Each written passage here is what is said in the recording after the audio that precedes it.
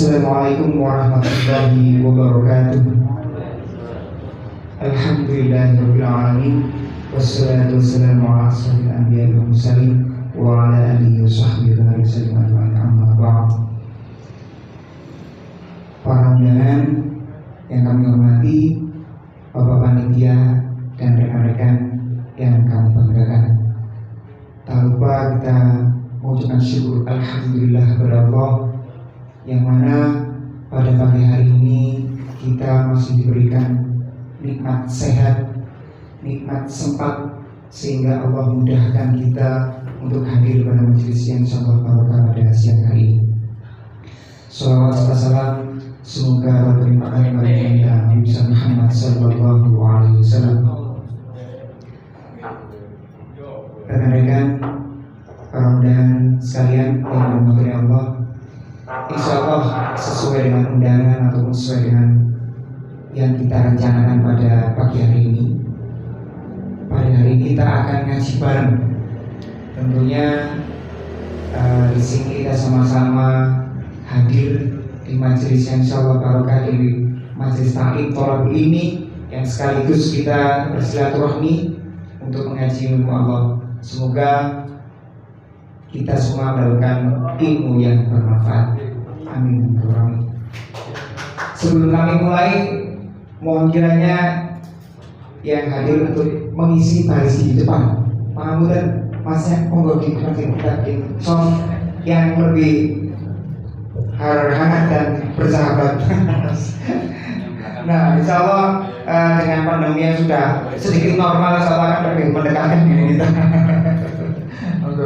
Nah, mungkin di beberapa pada beberapa undangan sekalian sudah beberapa kali hadir di sini ataupun yang baru hadir pertama kali di sini, saya mengucapkan terima kasih banyak. Ini suatu nikmat, walaupun kita pernah dalam kajian sama, dengan materi yang sama, ataupun dengan teman yang sama, dengan jamaah yang sama, insya Allah barokahnya itu berbeda. Dan setiap kali langkah, setiap kali pertemuan ini, insya Allah ya Allah dicatat sebagai amal kebaikan bagi kita semua.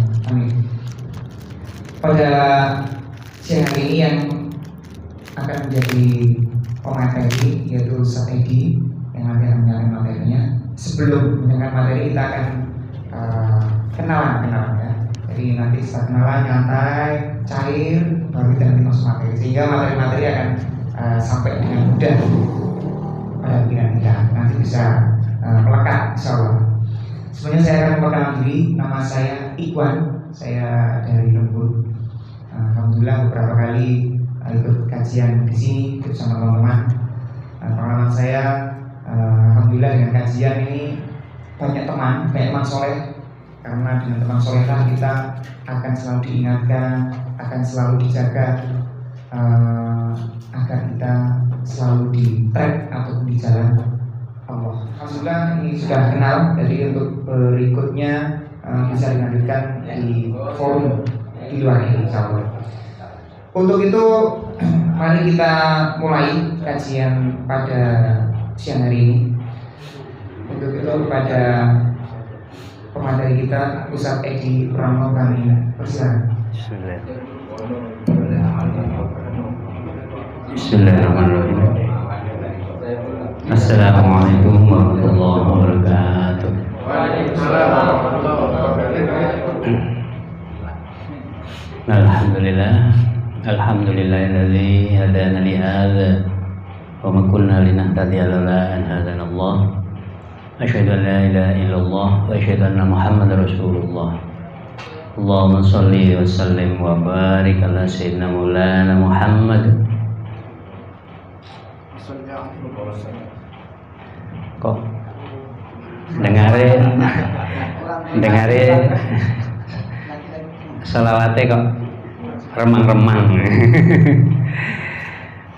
Masa lupa ini Rabiul Awal ya? Apa Rabiul Awal itu? Bulan kelahiran Kanjeng Nabi. Mauludan sekarang itu. Jadi ingat kelahiran Kanjeng Nabi. Apalagi kemudian saya mengucapkan sholawat, ya diikuti sholawatnya. Allahumma sholli wa sallim wa barik ala sayyidina maulana Muhammad wa ala alihi wa ashabihi wa man tabi'ahum bi ihsanin ila yaumiddin. Amma ba'd. Qala Allah ta'ala fi kitabil karim, a'udzu billahi minasyaitonir rajim. Wa ma ataakumur rasulu fakhudhuhu wa ma nahakum anhu fantahu. Sadaqallahul adzim.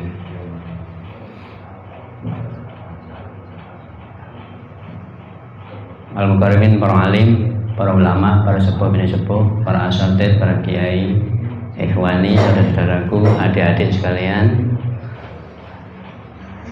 Alhamdulillah, kita panjatkan yang pertama kali kepada Allah Subhanahu wa taala. Pagi hari ini kita bisa berkumpul, bermuajahah, ketemu, jagongan, ngaji bareng di mushola amanah yang insyaallah penuh berkah ini.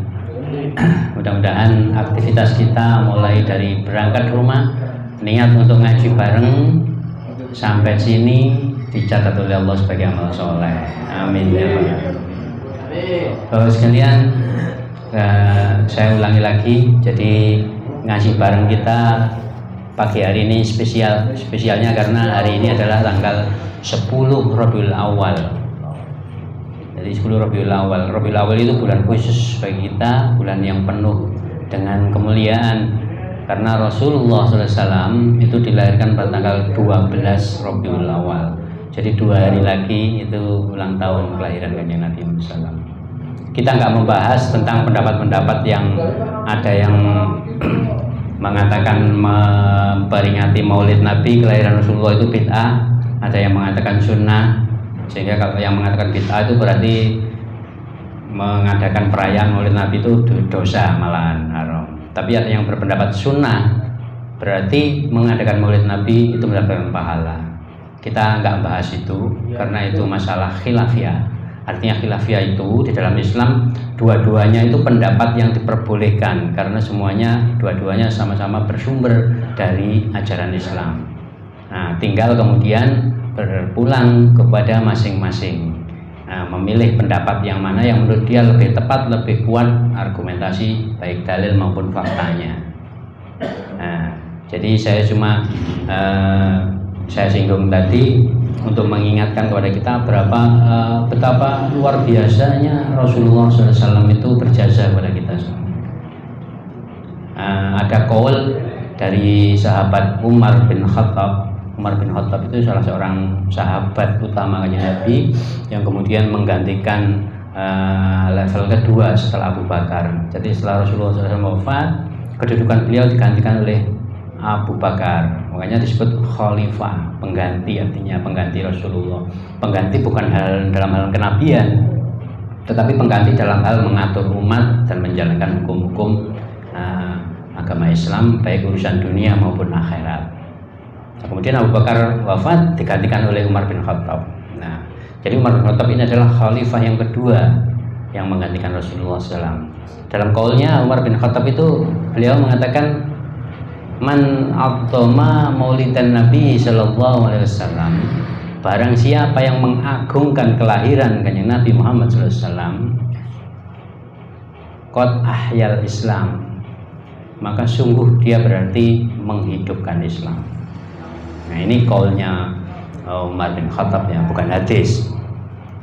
Qaul seorang sahabat yang dekat dengan Rasulullah demikian itu bagi sebagian pihak dijadikan sandaran bahwa memuliakan kelahiran, mengagungkan kelahiran Rasulullah dengan mengadakan perayaan, peringatan dan seterusnya itu adalah salah satu wujud syiar Islam, salah satu wujud untuk menghidupkan Islam.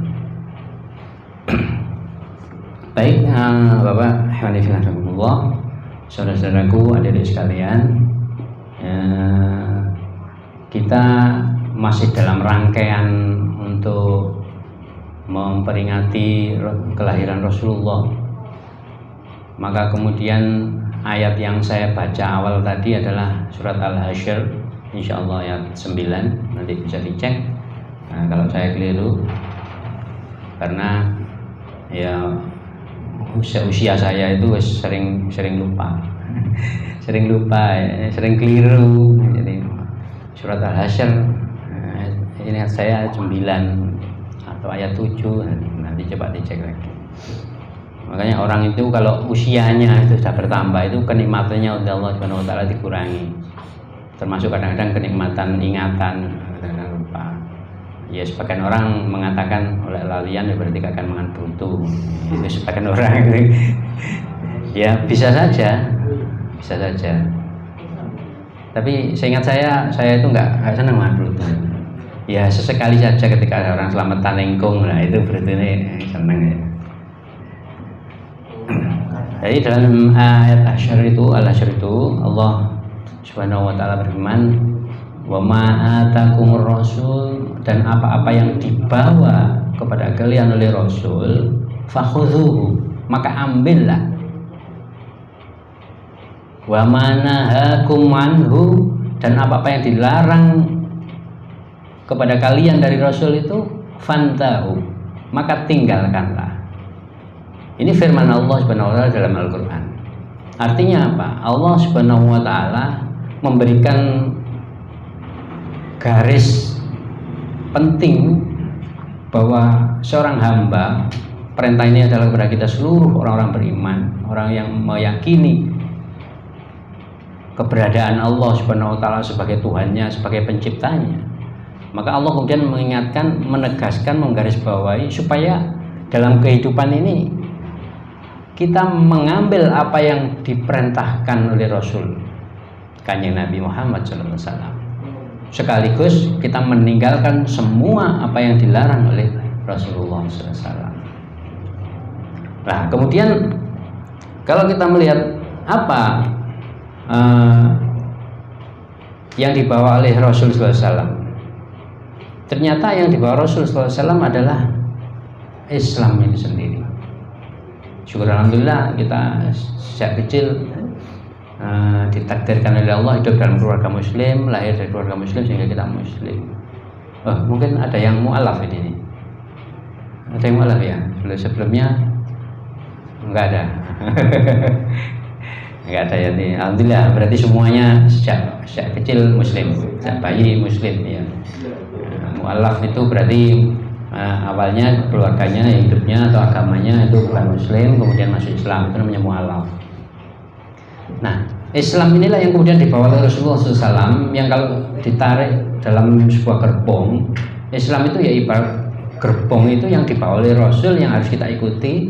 Nah, di samping di situ ada hal-hal yang dilarang oleh Rasul untuk kita tinggalkan. Nah, Islam itu ternyata adalah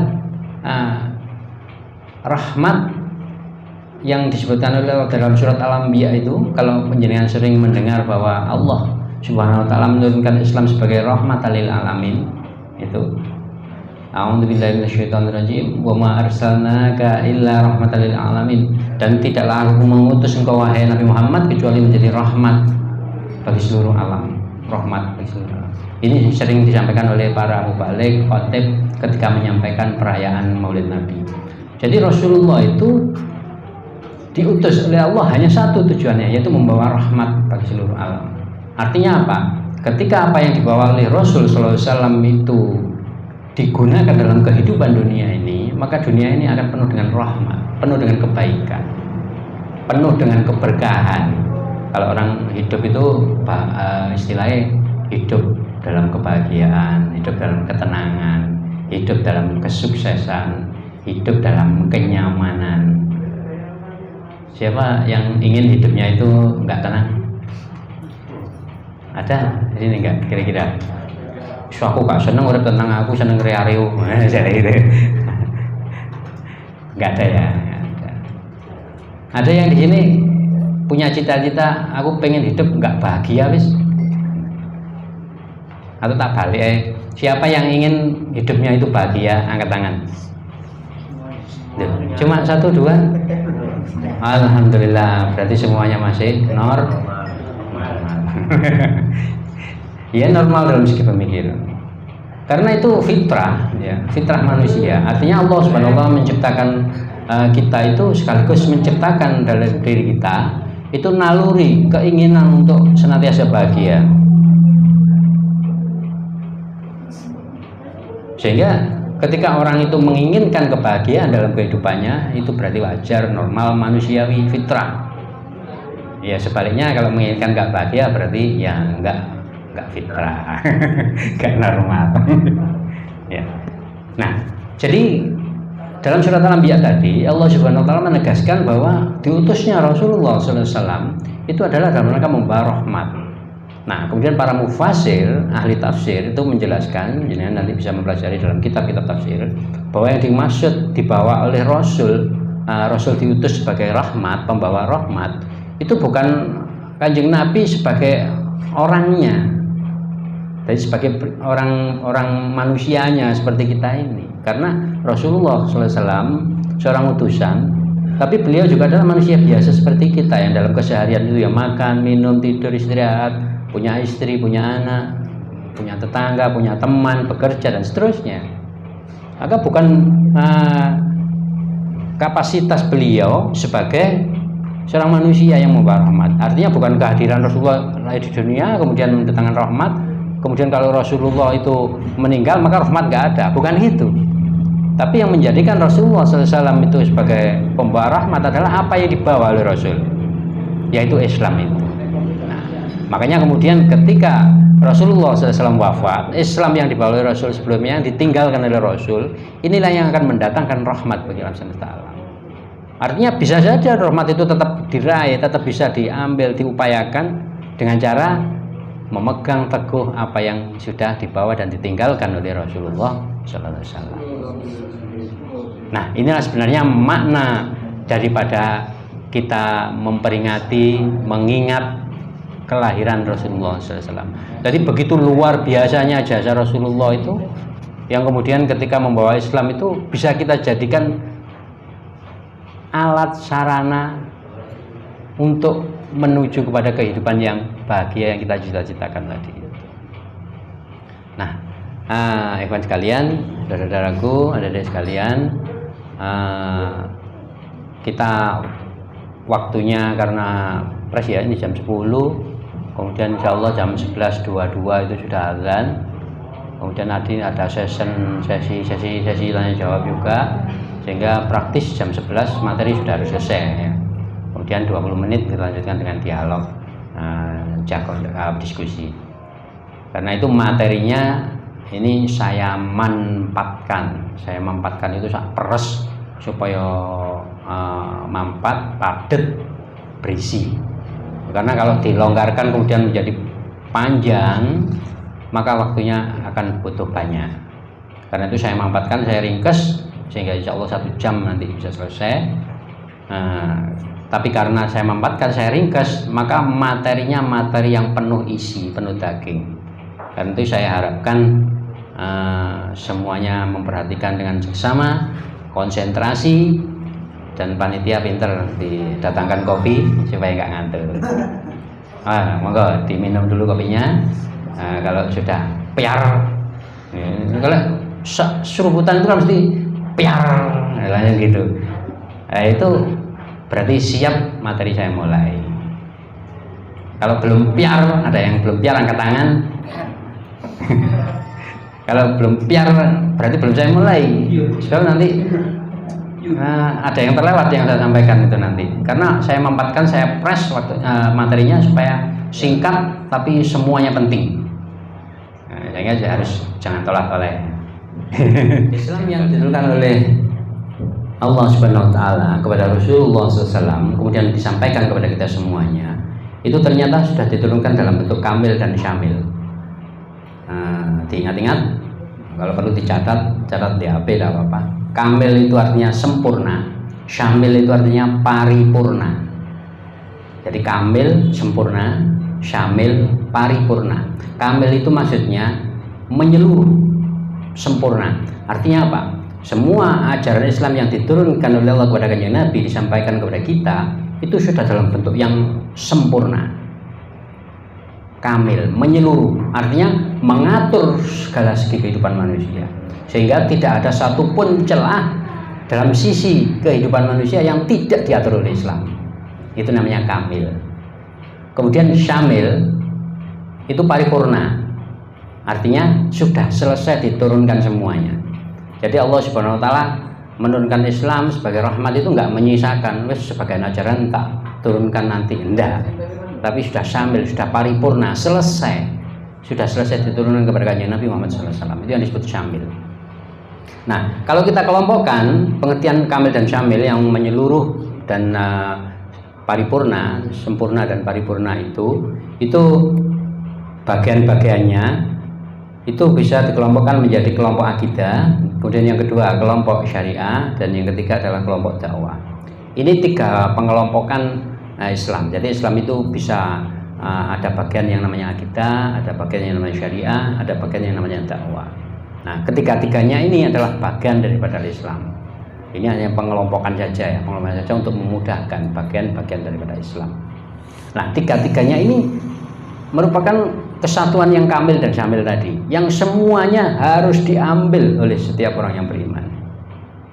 Jadi nggak boleh seorang beriman itu ngambil akidah saja, keimanan saja. Akidah itu keimanan saja.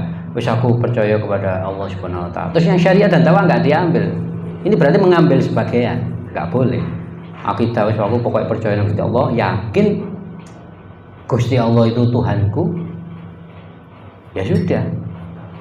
Terus syariah nggak diambil. Syariah itu misalnya aturan tentang ibadah, misalnya sholat. Terus nggak diambil sholat. Bahwa aku yakin Gusti Allah itu Tuhanku, Gusti Allah itu ono, masih gak sholat, berarti nggak ngambil syariah. Ini nggak boleh. Atau ngambil akidah syariah tapi dakwah enggak. Misalnya akidah diambil, iman kepada Allah yakin, kemudian melaksanakan syariah, sholat bagus, syariat yang lain, puasa bagus dan tapi dakwah nggak diambil. Misalnya suruh dakwah, enggak, gak dakwah, penting aku dakwah ya aku dewe kurang apik kok, pokoknya apa supaya aku apik. Ini berarti nggak mengambil dakwah, tidak boleh. Karena dakwah itu bagian dari Islam yang semuanya harus diambil. Ini ingat surat Al-Hasyr tadi, wa ma atakum rasul, dan ma itu artinya apa-apa. Wa ma dan apa-apa, atakum yang datang kepada kalian, ar-rasul yang didatangkan oleh Rasul, fakhudhuhu maka ambillah. Artinya semua yang dibawa oleh Rasul harus diambil semua, nggak boleh sebagian. Kalau yang didatangkan oleh Rasulullah itu akidah, syariah dan dakwah, maka ketiga-tiganya harus diambil semua. Itu bagian dari Islam. Jadi kalau mengambil sebagian saja, wah, ini sangat dicela oleh Allah Subhanahu wa taala. Dalam surat insyaallah Al-Baqarah itu, afatu'minuna bi ba'dil kitab wa takfuruna bi ba'd. Apakah kalian akan mengambil sebagian isi kitab, kemudian ingkar enggak mau mengambil sebagian yang lain? Fama jazaa'u may yaf'alu dzalika minkum, maka tidak ada balasan bagi orang yang berbuat seperti itu illa khizyun fil hayatid dunya, kecuali dia akan mendapatkan kehinaan dalam kehidupan dunia. Wa yaumal qiyamati yuradduna ila asyaddil 'adzab, dan hari kiamat nanti mereka akan mendapatkan siksa yang amat pedih. Itu ancaman bagi orang-orang yang mengambil Islam itu sebagian saja. Berarti nggak boleh. Ancamannya sangat, indikasinya, korinahnya, kalau kita mempelajari ilmu usul fikih itu korinah dalam pengambilan hukum, maka mengambil Islam secara keseluruhan itu hukumnya fardhu, tadi fardu, kewajiban yang sangat, maka ancamannya demikian pedih dari Allah Subhanahu wa taala. Itu indikasi bahwa kewajiban itu sangat. Mengambil Islam harus keseluruhan, akidah, keimanan iya, syariah, peraturan iya, dakwah iya, semuanya harus diambil. Nah, berarti ya itu yang disebut dengan Islam kafah, Islam keseluruhan. Itu dalam surat Al-Baqarah, a'udzubillahi minasyaitonirrajim, ya ayyuhalladzina amanu khulu fis-silmi kafah. Wahai orang yang beriman, ambillah oleh kalian itu Islam itu secara kafah, menyeluruh. Oke, jadi itu semuanya untuk pembuka. Untuk membahas 3 hal ini, akidah, syariah dan dakwah, ini membutuhkan waktu yang luar biasa panjang. Meskipun saya ambil global itu waktunya akan tetap panjang. Karena itu saya pagi hari ini saya hanya akan mengambil 1 poin saja dari akidah, syariah dan dakwah ini. Dari 3 poin ini saya ambil 1 saja.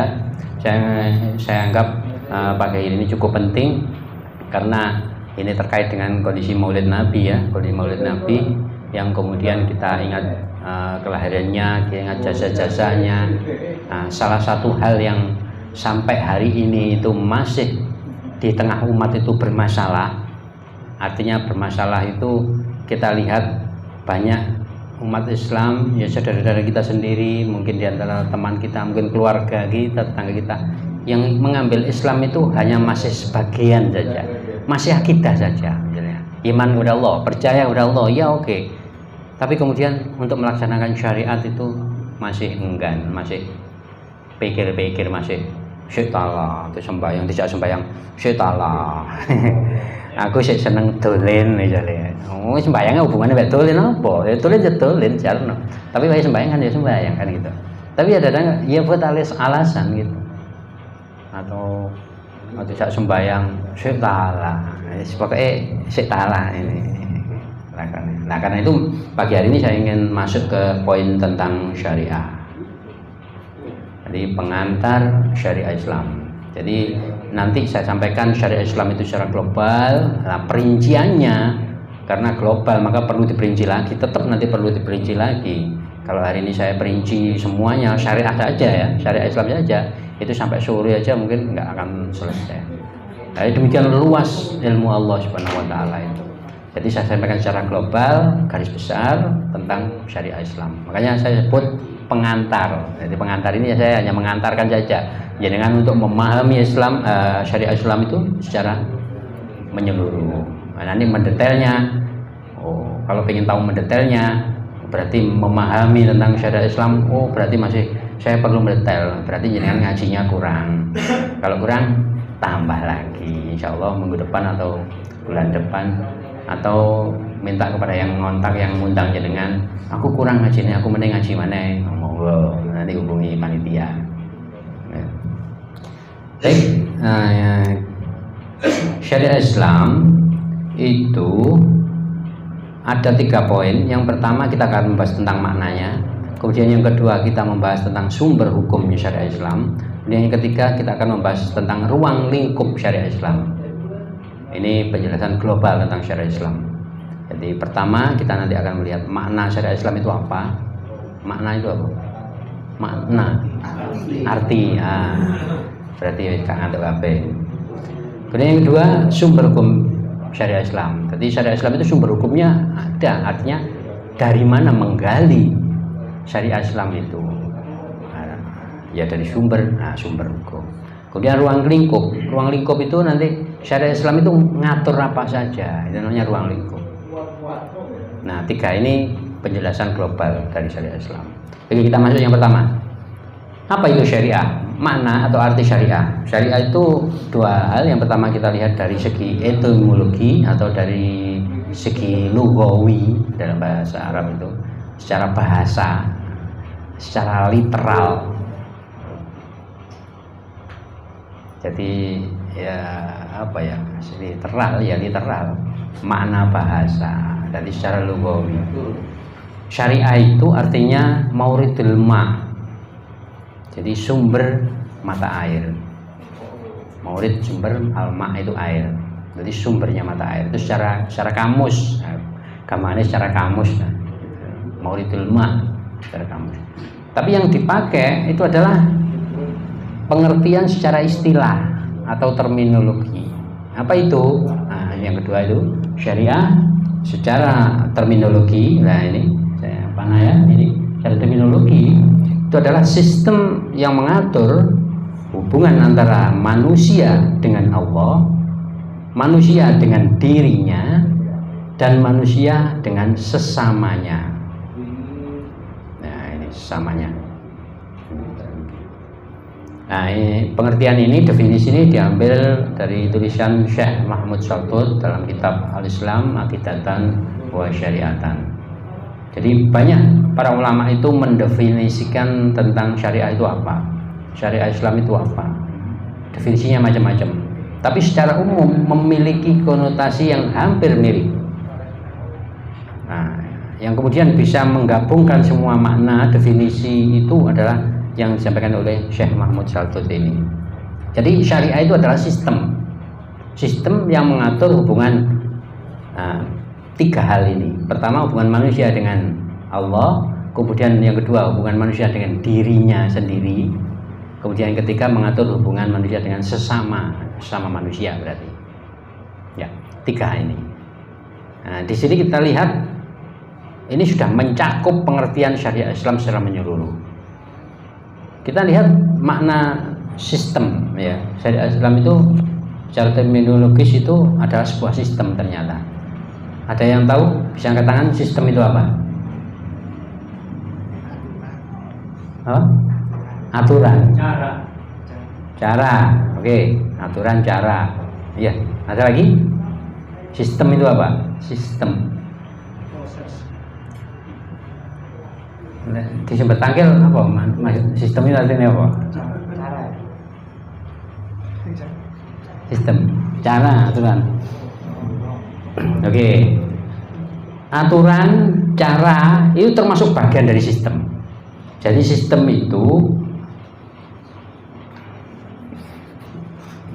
kalau dijelentrehkan ya, sistem itu misalnya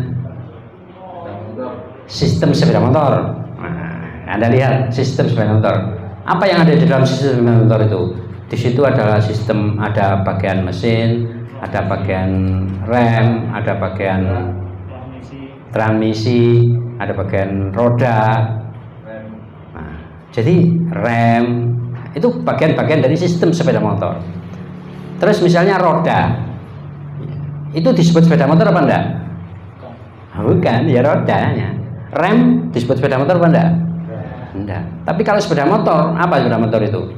Nah, keseluruhannya disebut sepeda motor. Itu yang namanya sistem. Jadi kalau dimaknakan, didefinisikan kayak bahasa arek sekolah, kan kita anggap sekolah ini ya. Masih umur 50 enggak apa-apa, kayak saya ini 52 sekolah. Ini sekolah ini. Jadi kayak zaman nom biyen. Meskipun zaman now saiki iki wis tuwek. Sistem itu pengertiannya adalah satu kesatuan. Nah, kalau kita contohkan sepeda motor tadi ya, berarti sistem itu adalah satu kesatuan yang di dalamnya itu ada beberapa bagian. Bagian 1, 2, 3, 4 macam. Yang antara bagian satu dan bagian yang lain itu saling berhubungan, berkaitan. Sehingga kalau salah satu bagiannya itu ada yang terganggu fungsinya, maka sistem itu nggak akan bisa berjalan secara normal dan secara baik. Itu jelentrian sistem dalam. Saya ulangi ya. Apa lagi tadi? Sistem itu satu kesatuan yang di dalamnya ada bagian-bagian yang saling berkaitan, berhubungan. Kalau di antara satu bagian itu ada yang nggak berfungsi atau fungsinya terganggu, maka sistem keseluruhan akan terganggu juga. Contohnya sepeda motor tadi, itu satu sistem. Ada bagian-bagiannya, ada roda, ada rem tadi, ada mesin, ada bensin. Cuma salah satu bagian ini misalnya terganggu, roda terganggu misalnya, kempos. Sistem sepeda motor ini jalan baik apa enggak?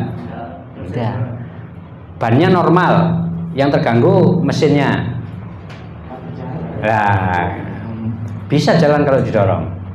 Nah, artinya sistem itu jalan tapi terganggu. Bahkan kalau hal yang penting ya, bisa macet nggak jalan sama sekali. Misalnya bannya kempos, terus ditambahi bensinnya kosong, terus ditambahi sing numpai luwe, dadi nyuruh nggak kuat.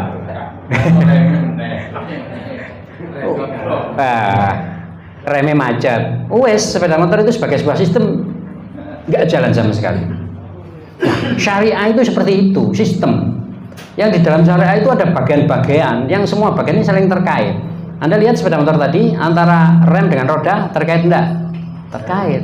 Kemudian dengan mesin terkait enggak? Terkait. Dikaitkan dengan apa? Rantai dan seterusnya. Semuanya terkait. Nah, syariah Islam itu seperti itu. Sistem yang bagian-bagian dari syariah itu terkait semuanya. Yang saling terkait. Jadi syariah itu seperti itu, seperti sebuah sistem. Nah, bagian-bagian daripada syariah itu semuanya harus berfungsi dengan baik supaya sistem sebagai sebuah syariah itu berjalan dengan baik. Jadi kalau punya sepeda motor, maka bagian-bagian dari sepeda motor itu harus berfungsi semuanya dengan baik, sehingga nanti jalan dari sepeda motor, pemakaian sepeda motor itu kan berfungsi dengan baik, berjalan dengan baik. Bannya harus bagus, bensinnya harus ada, mesinnya harus normal, remnya harus sip, supaya nanti sebagai sebuah fungsi sepeda motor itu dipakai enak. Nah, membawa kebaikan, nah gitu loh. Artinya harus dipakai dengan enak itu kan membawa kebaikan. Nah, syariat Islam persis seperti itu, sebuah sistem. Jadi dalam syariat Islam itu nanti ada bagian-bagian seperti sepeda motor tadi, yang bagian-bagian itu saling terkait, yang semuanya harus berjalan dengan baik, berfungsi dengan baik, sehingga sebuah sistem syariat itu nanti akan berjalan baik, menghasilkan kebaikan. Nah, itulah. Nah, bagian daripada syariat Islam itu apa? Nah, ini sudah tulis. Yang mengatur hubungan manusia pertama dengan Allah. Jadi syariat Islam itu yang pertama mengatur hubungan dengan Allah. Kemudian yang kedua mengatur hubungan dengan dirinya sendiri. Yang ketiga mengatur dengan sesama manusia. Ini 3 bagian di dalam syariat Islam yang tiga-tiganya harus jalan. Yang pertama hubungan dengan Allah. Hubungan dengan Allah itu berarti yang menyangkut masalah akidah, keimanan, masalah ibadah, masalah doa dan seterusnya. Itu hubungan dengan Allah. Ini diatur dalam syariat Islam. Itu harus jalan dengan baik. Keimanan harus baik, kemudian ibadah harus baik. Itu hubungan dengan Allah. Kemudian hubungan dengan diri sendiri. Nanti kita bahas pada ruang lingkup ini. Harus berjalan dengan baik juga. Dengan sesama, artinya baik itu mengikuti aturan syariah, gitu loh. Pengertian baik itu. Jadi kalau hubungan dengan Allah sesuai dengan syariah, hubungan dengan sesama manusia sesuai dengan syariah, hubungan dengan dirinya sendiri sesuai dengan yang diatur oleh syariah, maka itu berjalan dengan baik. Maka sebagai sebuah sistem, syariah itu akan menghasilkan kebaikan. Nah, itu yang disebut kemudian menjadi rahmatan lil alamin tadi. Jadi secara makna atau definisi itu ya syariah. Oke, kita lanjut. Sekarang yang kedua, untuk mengetahui dan memahami syariat Islam itu diperlukan sumber penggalian. Dari mana kita mengetahui syariat Islam itu? Maka harus digali dari sumbernya. Nah, kemudian ahli sunnah wal jamaah itu menyepakati ada 4 masyadirul syariah. Jadi masyadir syariah. Jadi sumber-sumber syariah. Yang pertama ada Al-Quranul Karim, kemudian yang kedua As-Sunnah, yang ketiga Ijma' Sahabat, dan yang keempat adalah Qiyas Syar'i. Yang pertama kita bahas Al-Quran. Al-Quran itu sumber syariah yang utama. Karena Al-Quran itu adalah wahyu, firman dari Allah Subhanahu wa taala. Ini sumber syariah yang pertama, yang utama, yang pertama dan utama. Al-Quran Al-Karim. Kemudian yang kedua As-Sunnah. As-Sunnah ini adalah pengertiannya bukan sunnah dalam kategori hukum ya. Misalnya perbandingannya sunnah wajib, makruh, bukan itu. As-Sunnah di sini pengertiannya adalah al-hadis. Jadi segala apa yang dikatakan oleh Rasul, dilakukan, diperbuat oleh Rasul, atau apa yang menjadi ketetapan Rasul, itu takrir, itu adalah sunnah, atau bahasa lainnya al-hadis ya. Kemudian yang ketiga, nah saya tambahi tentang as-sunnah ya. Kenapa as-sunnah itu termasuk sumber syariat Islam? Padahal itu ucapan Nabi Muhammad, perbuatan Nabi Muhammad itu kan manusia seperti kita, biasa, manusia biasa. Nah, ini yang harus difahami, bahwa as-sunnah itu termasuk sumber dari syariat Islam, karena as-sunnah itu hakikatnya itu adalah wahyu dari Allah Subhanahu wa taala. Cuma kemudian yang mengatakan, menyampaikan atau mempraktekkan adalah langsung Rasulullah SAW. Ini sesuai dengan yang difirmankan oleh Allah sendiri dalam Al-Quran, wa ma yantiqu anil hawa in huwa illa wahyu yuha. Dan Muhammad itu tidaklah berkata-kata keluar dari dirinya sendiri, wa ma yantiqu, dan tidak mengatakan anil hawa, dari dirinya, dari pribadinya Jadi ketika Kanjeng Nabi kita mengatakan sesuatu hal, itu kan bukan muncul dari pikirannya Kanjeng Nabi sendiri, bukan muncul dari hawa nafsunya sendiri. Tapi apa yang disampaikan itu adalah bersumber ilain huwa wahyu yuha, kecuali apa yang sudah diwahyukan kepadanya. Artinya Kanjeng Nabi mendapat wahyu dari Allah untuk mengatakan suatu hal, maka kemudian oleh Rasulullah dikatakan. Gitu. Jadi Kanjeng Nabi mau berbuat sesuatu, menunggu wahyu.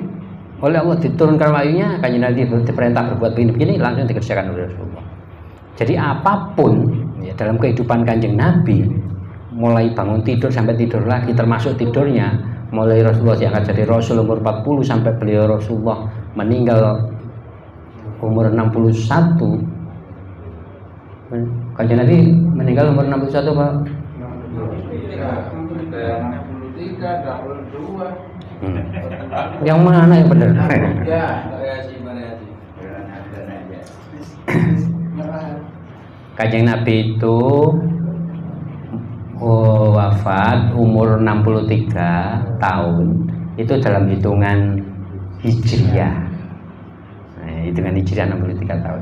Tapi dalam hitungan Masehi itu umur beliau meninggal 61 tahun. Hitungan Masehi.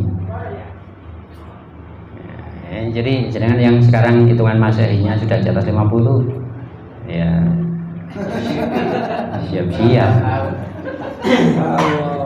siap-siap. Rasulullah 61 tahun. Oh, saya itu 52 ini. Masih dekat ya. Jadi as-sunnah itu termasuk sumber syariat karena apa yang disampaikan Rasul itu adalah wahyu dari Allah. Sehingga hakikatnya as-sunnah atau al-hadis atau apa yang disampaikan oleh Rasul, yang dikerjakan Rasul itu adalah wahyu dari Allah Subhanahu wa taala. Karena Allah Subhanahu wa taala maka dijamin kebenarannya. Ya. Kemudian sumber yang ketiga ijma' sahabat. Ijma' sahabat itu adalah ijma' itu artinya kesepakatan. Sahabat itu berarti para sahabat Kanjeng Nabi Muhammad SAW yang pernah hidup semasa dengan Rasulullah. Itu namanya para sahabat. Jadi generasi yang semasa hidup itu bersama Rasulullah, itu sahabat. Nah, ketika para sahabat-sahabat ini berijma, bersepakat terhadap suatu hal, ini termasuk salah satu daripada sumber syariah atau sumber hukum. Kenapa? Karena para sahabat ini oleh Rasulullah SAW itu disampaikan, la tajtami'a ummati ala dhalalah.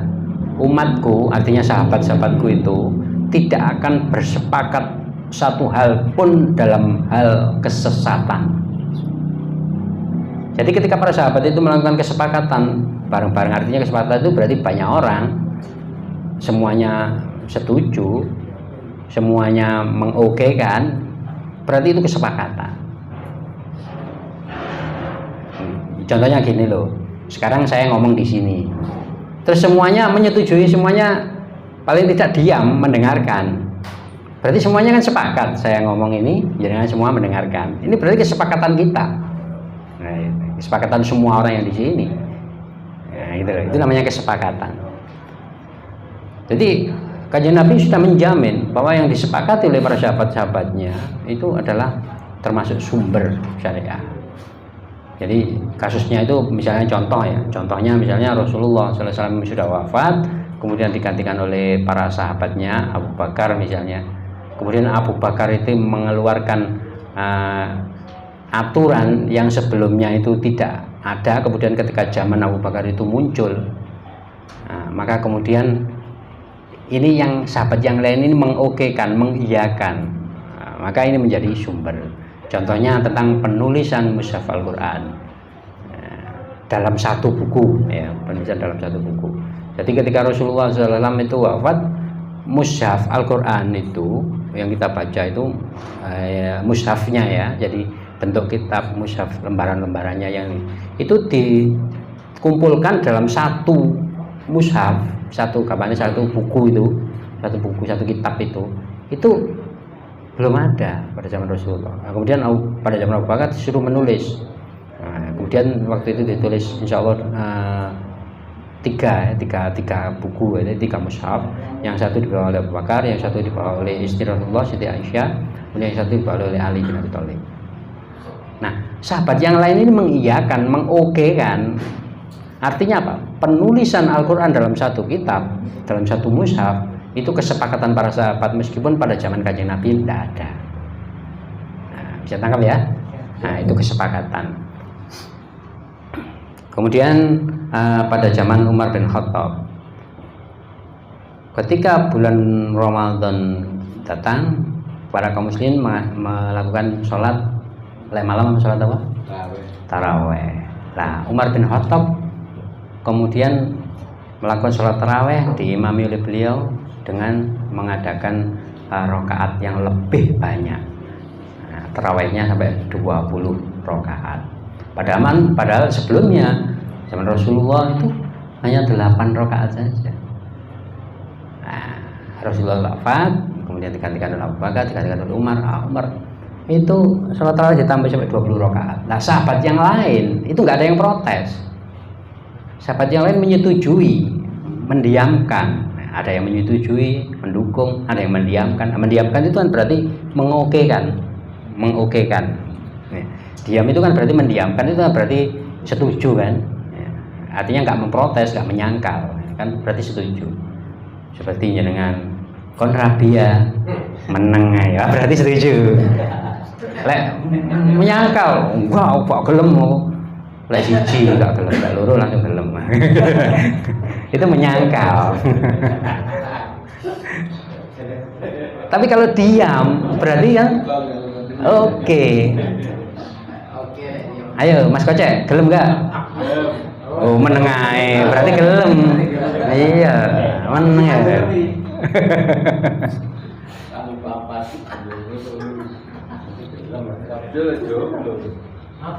Itu namanya ijma, kesepakatan. Oke, yang ketiga itu. Kemudian yang keempat, sumber dari syariat Islam adalah qiyas syar'i. Qiyas syar'i itu disebutkan sebagai yuqaisu syai'in bi syai'in. Jadi mengkiaskan, menyerupakan, menyamakan sesuatu dengan sesuatu yang lain. Ini diambil dari usul fikih. Dari para ulama itu ketika menyusun kitab fikih, aturan-aturan hukum syariah, hukum Islam, itu kemudian membuat rumus-rumus, namanya kaidah rumus. Nah, salah satu rumusnya yang disepakati oleh ulama ahli sunnah wal jamaah itu adalah qiyas syar'i, yaitu menyamakan sesuatu ini barang ya, suatu benda, hanya khusus untuk benda disamakan benda satu dengan yang lain. Artinya benda yang pertama disamakan itu adalah benda yang baru yang sebelumnya tidak ada, disamakan dengan benda yang sebelumnya ada hukumnya. Contoh, sekarang sepeda motor itu hukumnya apa? Dicari di Al-Quran kata-kata sepeda motor tidak ada, Al-Hadis nggak ada, ijma sahabat nggak ada kata-kata sepeda motor. Terus hukumnya memakai sepeda motor bagaimana? Nah, ini pakai qiyas syar'i, disamakan dengan apa yang sama, baik sama fungsinya atau sama kegunaannya. Nah, sepeda motor ini adalah kendaraan, maka kegunaannya disamakan dengan penggunaan kendaraan pada zaman itu, kegunaan kendaraan yang sudah ada pada zaman Rasulullah, para sahabat. Kuda dan unta, nah, zaman itu kendaraan kan itu. Nah, zaman itu ternyata ya kuda dan unta itu boleh dikendarai, boleh ditumpahi untuk kendaraan. Berarti sepeda motor boleh ditumpahi sama dengan kuda, itu kendaraan.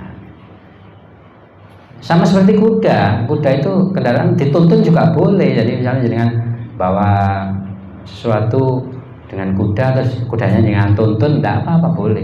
Sepeda motor juga gitu. Jadi kan boleh tuntun, nggak usah ditumpahi, boleh. Ya menghemat bensin.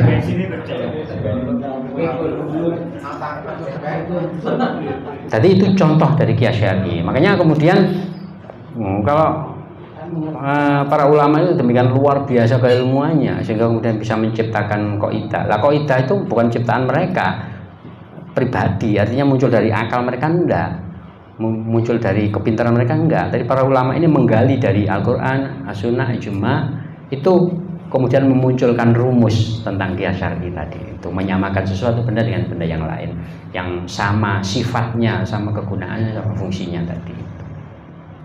Nah, gitu. Itu qiyas syar'i namanya. Oke, inilah sumber hukum syariat Islam. Kemudian kita masuk yang ketiga, apa tadi? Yang kita bahas syariah itu kan ada 3 tadi. Yang pertama makna syariah sudah, yang kedua sumber syariah sudah, yang ketiga ini belum tak buka, tak buka ya ruang lingkup syariah Islam. Apa masa ngantuk? Masih kurang setengah jam ya? Ya minum kopinya, monggo. Aku dhewe sing ngantuk.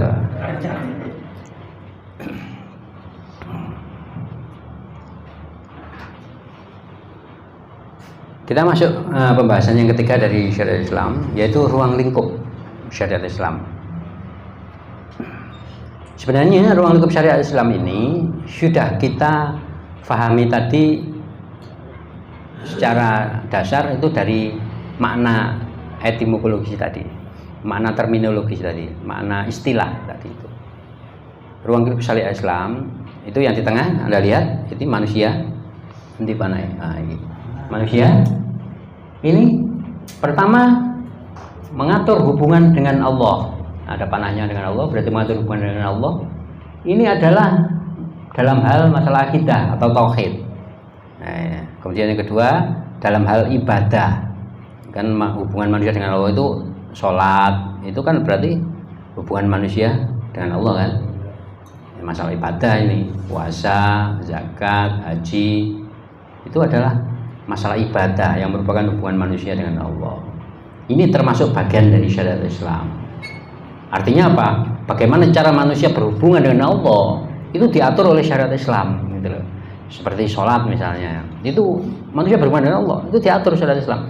Artinya syariat Islam itu mengatur bagaimana cara manusia sholat untuk berhubungan dengan Allah.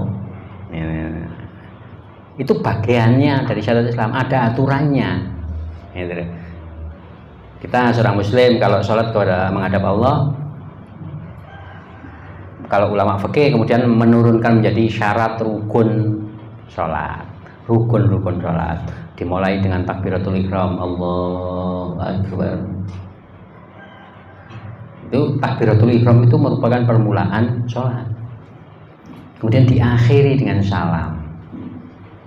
Jadi mulai takbiratul ihram, kemudian membaca Al-Fatihah, kemudian ruku, i'tidal, sujud, duduk di antara 2 sujud, kemudian sujud lagi, tahiyat awal, kemudian sholawat, salam. Ada berapa rukun sholat itu? Lupa atau belum tahu? Berarti nanti harus mempelajari fikih syariat Islam. Rukun sholat itu insya Allah ada 13. Ya. Ya dibuka nanti, itu pelajaran SD kalau nggak salah kelas 2. Ini kan ada yang pernah sekolah SD? Itu pelajaran SD kelas 2 insya Allah. Dari 13 rukun sholat 13. Yang termasuk rukun itu adalah bacaan dan perbuatan. Bacaan itu misalnya takbiratul ihram itu bacaan, Al-Fatihah itu bacaan. Kalau ruku itu perbuatan, i'tidal perbuatan. Itu semuanya insya Allah ada 13 rukun. Nah itu diatur dalam syariat Islam. Artinya apa? Sholatnya menghadapnya pada Allah, berhubungan dengan Allah harus sesuai dengan syariat Islam yang sudah diatur itu. Kalau nggak sesuai maka bagian daripada syariat Islam itu nggak ada atau nggak berfungsi karena nggak dipakai. Kalau nggak dipakai kemudian apa? Seperti sepeda motor tadi, syariat Islam terganggu fungsinya. Maka syariat Islam itu nggak akan membawa rahmat kepada orang yang melakukannya itu. Artinya apa? Sholatnya salah, wis tidak diterima oleh Allah, nggak dapat pahala, tuas jengkang jengking. Bahasa kiai itu tuas jengkang jengking. Itu pengertiannya. Sehingga sholat itu harus ngerti tata caranya. Syarat sholat, syarat sah sholat, misalnya bersih dari najis, bersih dari hadas kecil dan hadas besar, harus difahami. Hadas kecil itu apa, hadas besar itu apa. Itu salah satu bagian dari Islam mengatur tentang sholat saja. Hubungan manusia dengan Allah itu harus benar. Jadi bagian daripada hubungan dengan Allah, yaitu bagian dari syariat Islam, itu berjalan dengan baik. Seperti kita punya sepeda motor tadi, rem itu harus berfungsi dengan baik. maka remnya harus bener ngaturnya. Kalau misalnya rem cakram, maka ulinya rem itu harus bagus. Kalau remnya rem belakang, rem kampas, maka pernya untuk mengembalikan menarik rem itu harus pas. Jaraknya kampas dengan apa sing tengah itu? Apa jenenge sing tromol ya. Tromol itu harus pas sehingga ketika ditekan remnya itu pas. Itu berfungsi, itu bagian-bagian dari syariat Islam supaya bagian daripada sepeda motor supaya fungsi sepeda motor itu berjalan dengan baik. Nah, sholat itu seperti itu, bagian dari syariat Islam yang harus kita upayakan baik, berfungsi dengan baik sehingga sholat itu nanti akan berpengaruh kepada kita. Pengaruh kepada kita. Kalau berpengaruh kepada kita kemudian menjadi baik diri kita. Kemudian baik juga akan kepada orang lain. Makanya kemudian ada orang yang sholat tapi nggak berpengaruh pada dirinya, itu karena termasuk seperti itu, bagian dari syariat Islam itu nggak berfungsi dengan baik. Kanjeng Nabi kan pernah dawuh ya, inna sholata tanha anil fahsya'i wal munkar. Sesungguhnya sholat itu bisa mencegah perbuatan keji dan perbuatan mungkar. Artinya perbuatan maksiat, perbuatan jahat. Artinya orang kalau sholat itu otomatis itu membentengi dirinya daripada perbuatan keji. Artinya dia terhindar dari melakukan perbuatan keji dan mungkar. Kalau ada orang sholat masih tetap melakukan perbuatan keji dan perbuatan mungkar, berarti fungsi sholat nggak berfungsi pada dirinya sebagai sebuah syariat, sebagai sebuah aturan, sebagai sebuah sistem Al-Quran itu. Inna sholata tanha 'anil fahsya'i wal munkar. Oke. Nah, jadi seperti itu fungsi bagian daripada syariat Islam itu. Ini yang pertama, mengatur hubungan manusia dengan Allah. Kemudian yang kedua, yang panah ke bawah ini, mengatur manusia dengan dirinya sendiri. Nah, yang termasuk di sini mengatur hubungan manusia dengan dirinya sendiri ini ada akhlak, ada pakaian atau malbusa, kemudian ada makanan atau mat'umah, ada minuman atau masyruba.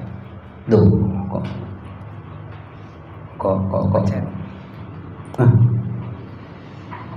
pencet.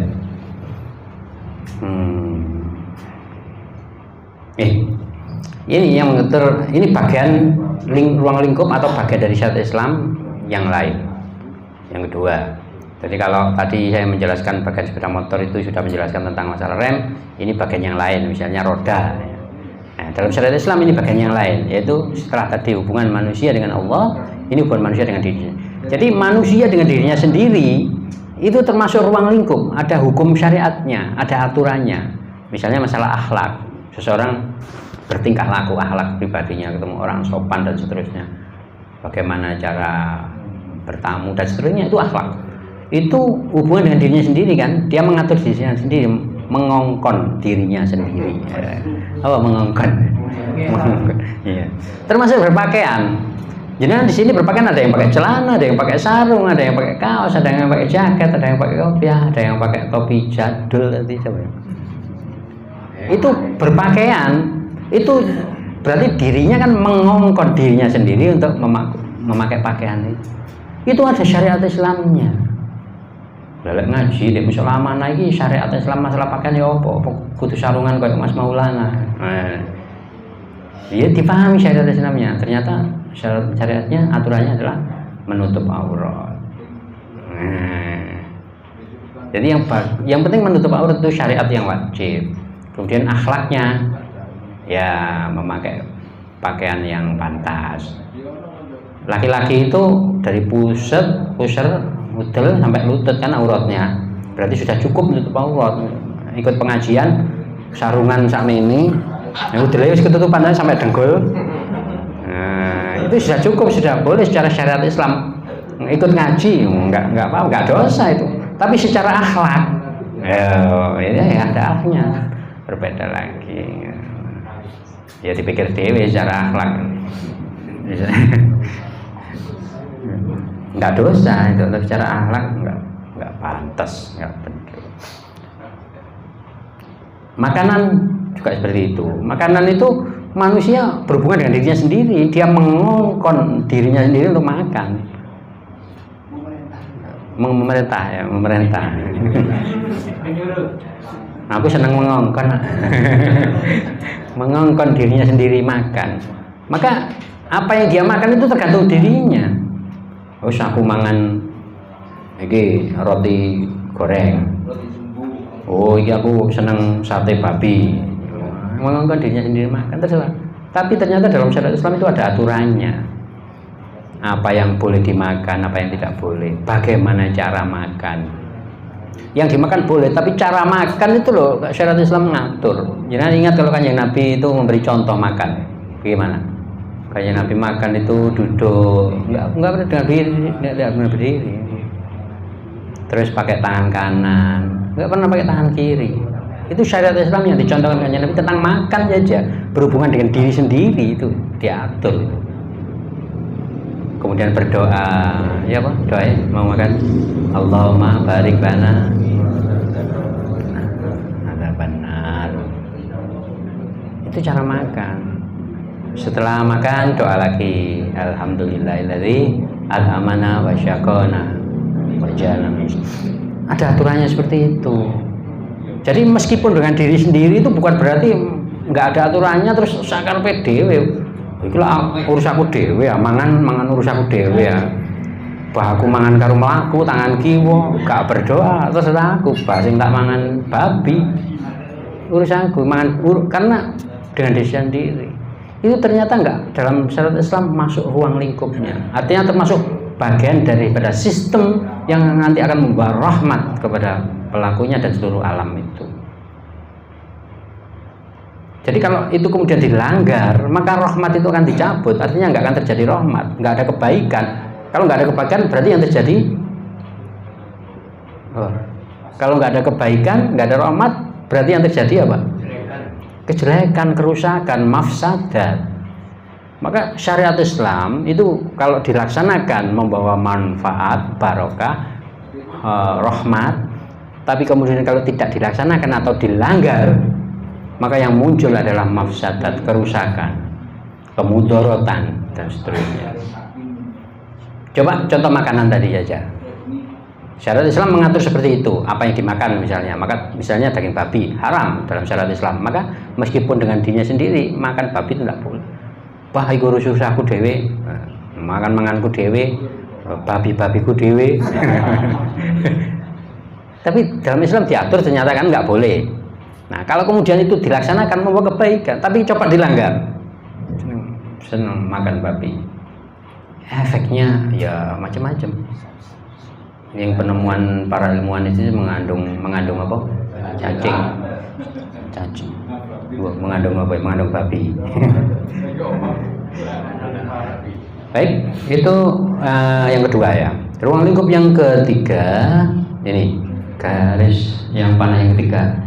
Syariat Islam itu mengatur hubungan manusia dengan sesama manusia. Nah, ini dalam hal, contohnya adalah dalam hal di mana ya? Pertama, politik pemerintahan, dalam hal ekonomi, dalam hal sosial, kemudian dalam hal pendidikan, dalam hal peradilan dan lain-lain. Banyak. Jadi syariat Islam yang menyangkut hubungan manusia dengan sama manusia itu banyak sekali. Pokoknya berhubungan dengan manusia yang lain itu ada hukum syariat Islamnya. Sosial misalnya, hubungan misalnya laki dan perempuan, itu kan berhubungan dengan manusia yang lain loh. Jadi berhubungan dengan perempuan ketemu dengan perempuan, tata caranya ketemu itu sudah ada satu aturannya dalam syariat Islam, termasuk bagian daripada sistem syariat Islam. Kakan macam Islam itu diatur kabeh. Dan kalau kita lihat itu ternyata ya memang dari lingkup ini mengatur hubungan dengan Allah, mengatur hubungan dengan diri sendiri, mengatur hubungan dengan sesama manusia. Berarti semua hal itu diatur oleh Islam, oleh syariat Islam. Nah, ini yang dimaksud dengan kekamilan syariat Islam. Kamil, sempurna, paripurna, menyeluruh. Sehingga aktivitas kita mulai bangun tidur sampai nanti malam tidur lagi, itu tidak ada yang tidak diatur dalam syariat Islam. Ada aturannya semua, gitu loh.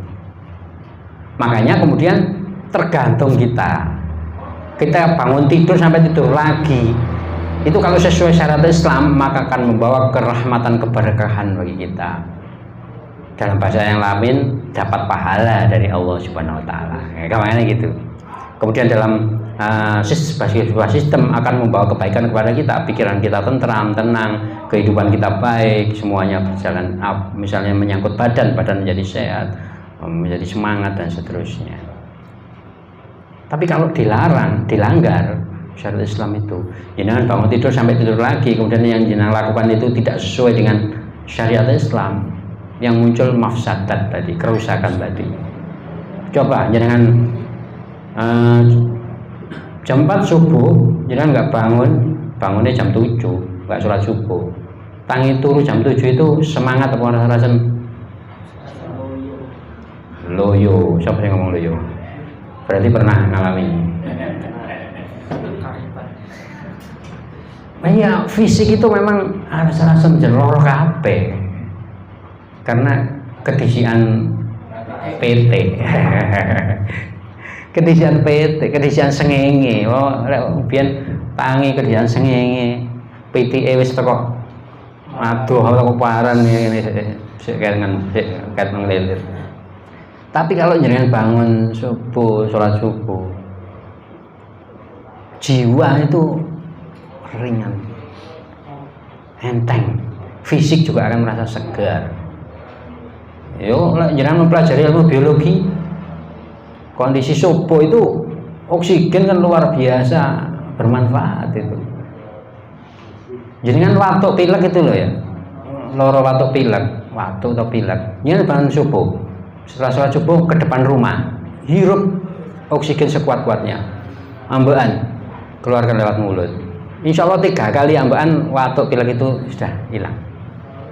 Begitu luar biasanya efek oksigen yang bersih pagi hari itu. Itu semua diatur bisa seperti itu, tuntunan aturan dari syariat Islam. Hanya ketika dilaksanakan itu akan membawa kerahmatan, keberkahan, kebaikan. Kemudian dari Allah akan mendapatkan pahala. Kalau dari Allah mendapatkan pahala, nanti kita mati masuk surga. Kurang enak ya apa? Hidup di dunia kita itu enak, baik, bahagia. Nanti mati kita masuk surga. Kan yang kita harap-harapan kan itu. Wis ndek donya ya awak lara kabeh, tangi turu ae males, saras-sarasen wis mlungkur maneh. Engko nyambut gawe loyo. Bengi begadang nongkrong di warung kopi karo gitar-gitaran, karo kadang-kadang di minum-minuman. Atau subuh ket mapan turu, engko wis seperti itu lagi tiap hari seperti itu. Wis oleh dosa tekan Allah, engko mati nyemplung neraka. Ada yang pengen gitu? Alhamdulillah, subhanallah. Mudah-mudahan Allah melindungi kita. Nah, teman sekalian, itulah ruang grup sadar Islam. Karena demikian luar biasa banyak, lengkap dan komplitnya, sedangkan semuanya itu harus kita lakukan, semuanya harus kita pahami, semua harus kita praktekkan, maka banyak hal yang harus kita pelajari, banyak hal yang harus kita pahami, kemudian banyak hal yang harus kita praktekkan. Nah, untuk itu maka kesimpulannya mau nggak mau kita wajib menuntut ilmu, wajib ngaji. Makanya ngaji, nuntut ilmu itu luar biasa keberkahannya, barokahnya sangat luar biasa. Man salaka thoriqan yaltamisu fihi ilma, barang siapa yang menempuh jalan untuk menuntut ilmu, sahalallahu thoriqan ilal jannah, maka Allah akan menyediakan baginya jalan menuju surga. Mas, tadi saya ingat Mas Haris, Mas Hendra dari Tangkil itu menempuh jalan, ya meskipun nggak melaku, naik sepeda motor, tapi sepeda motor kan munyer, berarti menggelinding jalan, bukan menempuh jalan, menggelinding jalan dari Tangkil ke Dampit dalam rangka menuntut ilmu. Insya Allah Allah menyediakan jalan, menyiapkan jalan ke surga dengan mudah. Karena demikian luar biasanya barokah menuntut ilmu itu. Masalah nanti dapat ilmu apa enggak, ilmunya dapat sedikit apa dapat banyak itu urusan Allah, karena hak Allah memberi ilmu itu. Yang dinilai bukan pinter enggak, Umar ngaji malah pinter takoki pahala, enggak. Yang dinilai itu mau enggak. Oh, ini mau berangkat berjalan, menempuh jalan, gelendingkan jalan untuk cari ilmu, ini yang dicatat itu. Dicatat pahala, kemudian Allah diberikan. Nah, kemudian ketika kita mempelajari, insya Allah Allah akan memberikan kemudahan untuk bisa paham. Kemudian kita paham, kita praktekkan dalam kehidupan sehari-hari. Kemudian tujuan daripada sistem syariat Islam itu sebagai sebuah sistem itu akan bisa betul-betul terpraktekkan dan terjaga, bisa terlaksana, membawa kebaikan, membawa rahmat, membawa keberkahan. Nah, ini waktunya sudah habis. Tentang pertanyaan ini, mengapa sih manusia itu kok butuh syariat? Ini saya lewati dulu, nanti insya Allah lain waktu, atau kalau nanti pada waktu pertanyaan itu ada pertanyaan, kita bahas lagi. Penting itu. Penting. Ya. Mengapa manusia? Berarti tambah 5 menit ya? Iya. Oke. Oke. Nah, iya, karena betul penting ini, karena mengapa pertanyaannya itu? Why? Dalam bahasa Inggris kan why, mengapa? Why do you love me? Apa artinya ya? Iya Pak, mengapa engkau mencintai aku? Pak juga ngerti ya. Why do you love me? Mengapa manusia butuh syariat Islam itu? Coba kita lihat. Jenengan bangun tidur, yang dilakukan apa? Melek. Ya, melek. Jenengan berangkat ke Tegalan, yang dicari apa? Jenengan berangkat ke pasar, yang dicari apa? Ono wong wedok-wedok tak budal nang pasar. Golek apa? Mbak. Iki golek butuh. Ada yang pernah dengar gitu ya? Golek butuh. Artinya apa? Semua yang kita lakukan dalam hidup ini memenuhi kebutuhan kita. Ya? Ini butuh apa? Makan butuh enggak? Butuh, berarti cari makan. Beristri butuh enggak? Butuh, berarti cari istri. Loh iya toh, ada betul.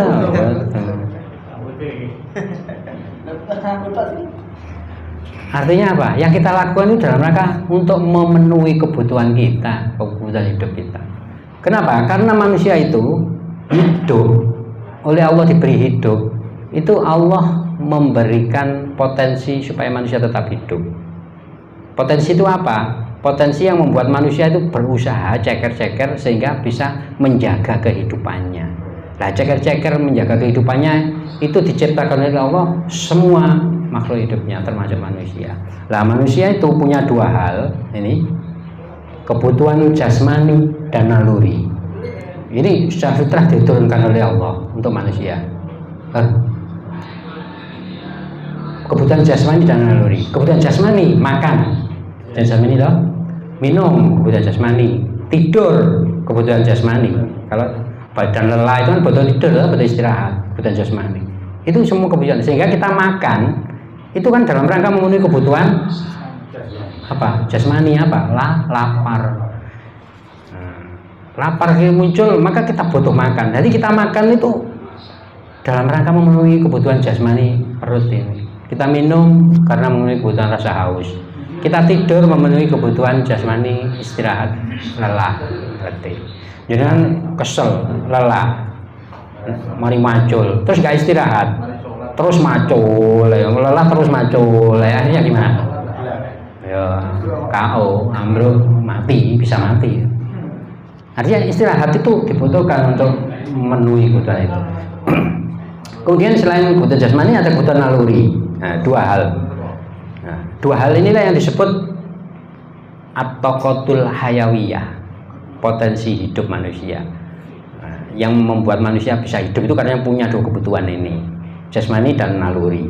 Nah, naluri atau dalam bahasa Arab disebut ghorizah itu ada 3 macam. Ini yang pertama survival instinct dalam bahasa Inggris ini ghorizatul baqa dalam bahasa Arab itu. Dalam bahasa Indonesia naluri untuk mempertahankan diri. Ini semua manusia punya ini karena ini diciptakan oleh Allah. Nah, munculnya dalam bentuk ini nafsu untuk berkuasa, nafsu untuk jadi pemimpin. Jangan kumpul beberapa orang itu kan kepingin aku yang memimpin, aku yang ngarep. Kepingin kabeh itu supaya manut awake kan gitu ya. Itu normal, itu manusiawi, fitrah, semua manusia punya. Karena manusia punya survival instinct ini, punya naluri ghorizatul baqa, naluri mempertahankan diri. Kemudian ingin kaya. Nah, ini muncul karena punya naluri itu. Nah, kemudian naluri yang kedua sexual instinct, ghorizatun naw. Nah, ini munculnya dalam bentuk ini mencintai orang tua, mencintai istri, mencintai anak, mencintai orang miskin, ada orang minta-minta kita kasihan. Nah, ini karena kita punya ini ghorizatun naw, sexual instinct, naluri kasih sayang sebenarnya yang tepat itu, bukan naluri seks ya. Kalau seks saja itu menjerumusin orang ya seks aja. Jadi kasih sayang. Jadi kalau kita ketemu anak ingin ngelus-ngelus rambutnya, karena kita punya rasa kasih sayang. Ketemu istri pengen ngelus-ngelus, nah, karena punya rasa kasih sayang. Itu naluri yang normal. Kemudian, makanya kemudian semua ini termasuk religious instinct. Ini ghorizatut tadayun, naluri untuk mengagungkan sesuatu, menyembah. Ini seperti sifat takut kepada Allah, ibadah. Kita butuh ibadah karena naluri kita itu mendorong kita untuk mengagungkan Allah. Naluri untuk takut kepada Allah. Takut kepada Allah itu takut kepada ancaman Allah, siksa Allah dan sebagainya. Nah, semua ini juga membutuhkan pemenuhan, itu loh ya. Naluri ini, ya, naluri berkuasa, kaya, naluri seksual, mencintai, kasih sayang, naluri ibadah, naluri takut. Ini semuanya membutuhkan pemenuhan. Lah, yang kita lakukan sehari-hari itu sebenarnya memenuhi itu semua, termasuk kebutuhan jasmani tadi. Nah, maka kemudian yang kita lakukan itulah muncul dalam bentuk ini, perbuatan manusia itu. Nah, waduh, balik lagi. Nah, ini perbuatan ini. Jadi perbuatan manusia ini sebenarnya adalah dalam rangka memenuhi kebutuhan jasmani maupun kebutuhan naluri. Lah, perbuatan kita sehari-hari, kita bangun tidur sampai tidur nanti malam lagi, itu sebenarnya dalam rangka memenuhi kebutuhan-kebutuhan tadi, jasmani maupun rohani, naluri. Nah, supaya perbuatan kita itu menghasilkan kebaikan, maka perbuatan yang kita lakukan itu harus ada aturannya. Ini aturan mainnya, ini rule of game.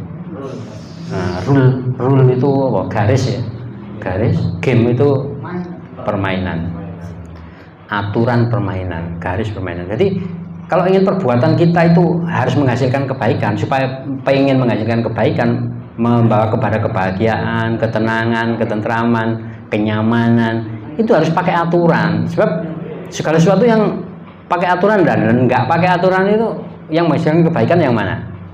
Pakai aturan apa enggak? Mesti pakai aturan.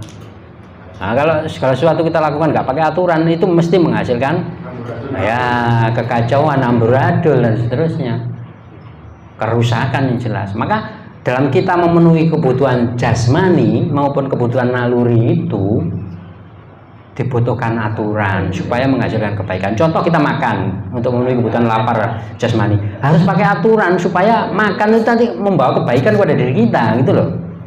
Kalau makan itu kemudian nggak pakai aturan, maka nggak akan bisa menghasilkan kebaikan. Nggak pakai aturan berarti kan sakar dhewe mangan. Ya seperti tadi, mangan sakar dhewe baiki panganane haram halal nggak dipikir, panganane iki godekku apa godeke tangga, mau kowe mangan ya tak pangan.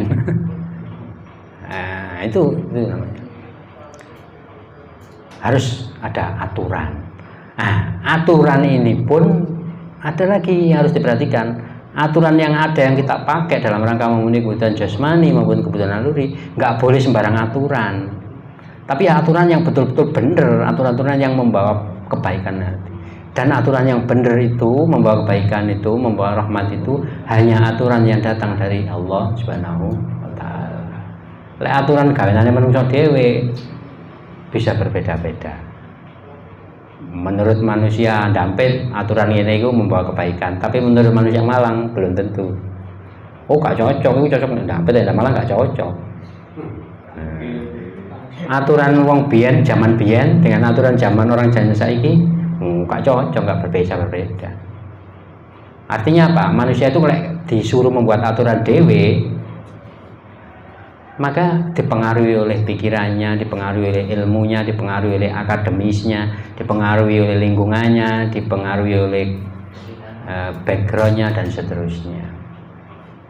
Maka ya secara gampang bisa dikatakan kalau aturan itu datang dari manusia atau buatan manusia, wong manusia itu sakjane kan goblok. Manusia kan sakjane goblok ya. Ya buktinya kita banyak hal yang kita nggak ngerti itu banyak sekali. Banyak hal yang kita nggak ngerti. Coba di sebelah selatan gini itu ada jalan di pinggir kuburan itu. Sekarang ada orang jalan apa enggak? Itu ada orang lewat apa enggak? Nggak ngerti. Kan nggak ngerti kita. Nggak. Artinya banyak hal yang kita nggak ngerti. Kita setelah pulang dari sini sholat duhur nanti bisa nemoni asar apa enggak? Apa mati dhisik? Nggak ngerti kita. Loh ngono kok terus kon gawe peraturan? Ya manusia goblok kan? Utawa keminter. Maka aturan kalau buatan manusia itu jangan dipakai nonsen. Sahebat-hebatnya wong, sak pinter-pinternya wong jangan dipakai. Karena manusia itu ya goblok tadi itu. Kita pinter itu kan karena dikei ro aja, diberitahu saja. Maka aturan itu harus datang dari Allah Subhanahu wa taala. Karena Allah Subhanahu wa taala yang menciptakan manusia. Allah Subhanahu wa taala yang tahu persis karakter manusia, kebutuhan manusia, kebaikan untuk manusia itu apa, kejelekan untuk manusia itu apa. Yang tahu persis itu hanya Allah. Maka aturan yang cocok untuk manusia hanya Allah. Yang tahu persis aturan yang kayak apa, aturan makan untuk manusia yang cocok kayak apa, yang tahu persis hanya Allah. Aturan tidur untuk manusia yang cocok jam berapa tidurnya dan seterusnya hanya Allah yang tahu persis.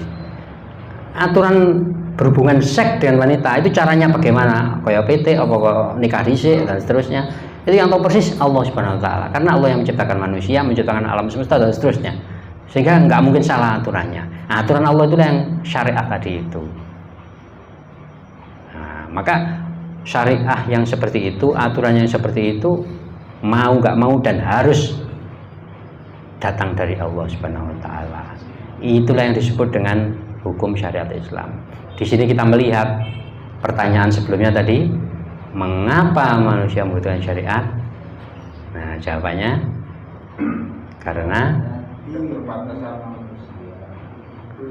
karena intinya manusia itu membutuhkan Allah. Karena syariat itu berasal dari Allah.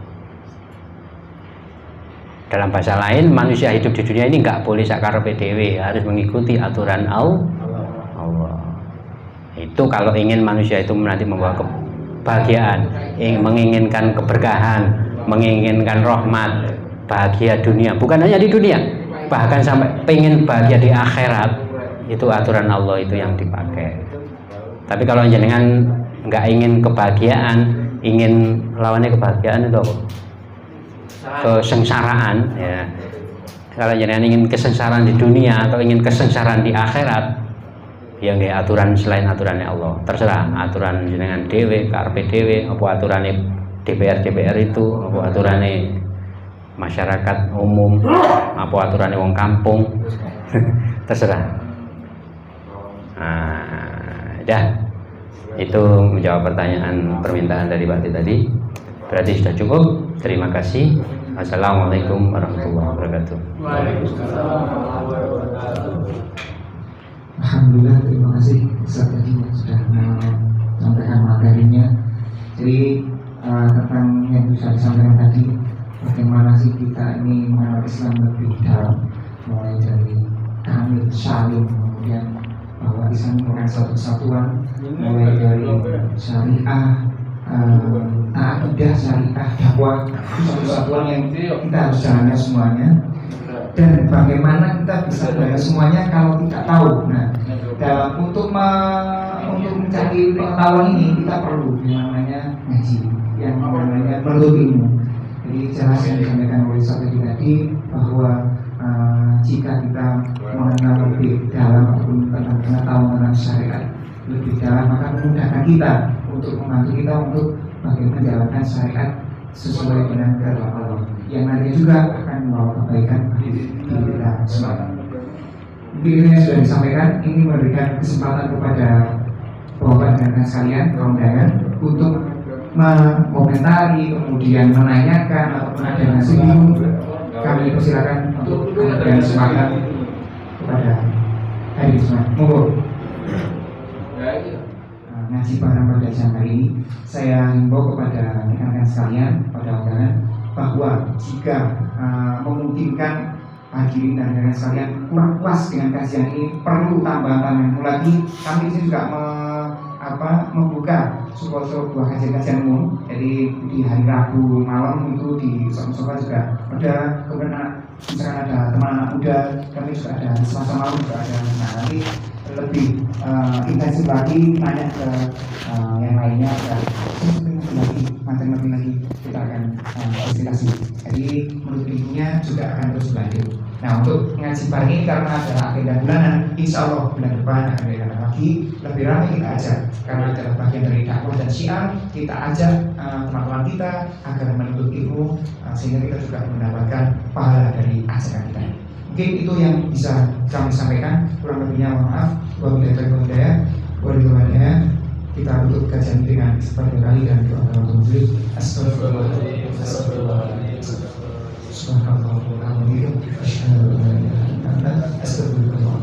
Wassalamualaikum warahmatullahi wabarakatuh. Waalaikumsalam warahmatullahi wabarakatuh. Habis itu kita akan melaksanakan